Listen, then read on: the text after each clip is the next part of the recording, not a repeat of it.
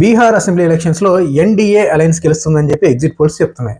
So అలాగే Jubilee hills ఎలక్షన్స్లో కూడా కాంగ్రెస్ గెలుస్తుందని చెప్పి మెజారిటీ ఎగ్జిట్ పోల్స్ అయితే చెప్పేశాయి. అయితే కొన్నిసార్లు ఎగ్జిట్ పోల్స్ తప్పైన సందర్భాలు కూడా ఉన్నాయి. అవేంటో చూద్దాం. సో 2015 బీహార్ ఎలక్షన్స్ అండి. అప్పుడు బీజేపీ గెలుస్తుందని చెప్పి మ్యాక్సిమం ఎగ్జిట్ పోల్స్ ప్రిడిక్ట్ చేశాయి. అయితే RJD JDU grand alliance 2/3 bumper మెజారిటీతో గెలిచింది. సో ఎగ్జిట్ పోల్స్ తప్పుగా వచ్చినందుకు ఎన్డీటీవీకి చెందిన ప్రణయ్ రాయ్ పబ్లిక్గా క్షమాపణ కూడా చెప్పాల్సి వచ్చింది. ఇక రెండో ఇన్సిడెంట్ ఏంటంటే 2021 వెస్ట్ బెంగాల్ ఎలక్షన్స్. ఇక్కడ కూడా బీజేపీ గెలుస్తుందని చాలా ఎగ్జిట్ పోల్స్ అయితే చెప్పాయి. అయితే సో తృణమూల్ కాంగ్రెస్ క్లియర్ మెజారిటీతో గెలవడం జరిగింది.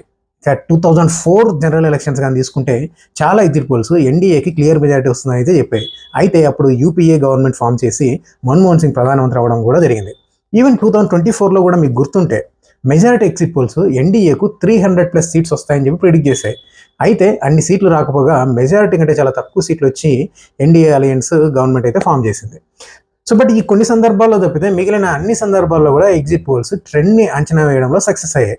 సో అంటే దాదాపు 80% of the time exit polls అయితే కరెక్ట్ అనే చెప్పొచ్చు. సో అంటే exit polls exact poles almost 80% of the time match అయ్యాయి. చూద్దాం మరి రేపు ఏం జరుగుతుందో. సో ఏ పార్టీ గెలుస్తుంది, ఎగ్జిట్ పోల్స్ కరెక్ట్ అవుతాయా లేదా అనేది మనకు రేపు తెలిసిపోతుంది.